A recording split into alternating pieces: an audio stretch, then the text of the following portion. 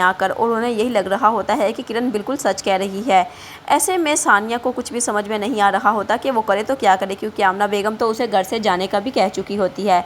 ऐसे में सानिया जब अपना सामान पैक कर रही होती है तो ज़रूर उसको कहता है कि अगर तुम इस घर से गई तो इस घर के दरवाजे तुम्हारे लिए हमेशा हमेशा के लिए बंद हो जाएंगे। सानिया को तो अब कुछ समझ में नहीं आ रहा होता कि वो करे तो क्या करे, क्योंकि ज़रूर एक तरफ तो उसे बातें सुना रहा होता है और उस पर इल्ज़ाम लगा रहा होता है और दूसरी तरफ उसे ये भी कह रहा होता है कि इस घर के रास्ते तुम्हारे लिए बंद हो जाएंगे। ऐसे में सानिया अपनी आनी को फ़ोन करती है और उसे सारी बात बता देती है कि उसके साथ क्या हो रहा है।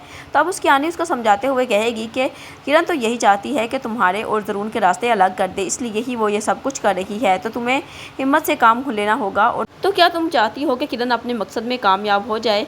तो अब सानिया कहेगी कि अगर ज़रून और आंटी ये चाहते हैं तो मैं इस घर से जाने के लिए तैयार हूँ, लेकिन अपनी आनी के कहने पर वो रुक जाएगी। जबकि दूसरी जानिब लाइबा अपनी माँ को समझाने की कोशिश करेगी और उनसे कहेगी कि आप क्यों किरण भाभी की बातों पर यकीन कर रही हैं। ऐसा भी हो सकता है कि वो सानिया भाभी को इस घर से निकालने के लिए ये सब कुछ कर रही हों, क्योंकि उनकी ये प्लानिंग भी हो सकती है।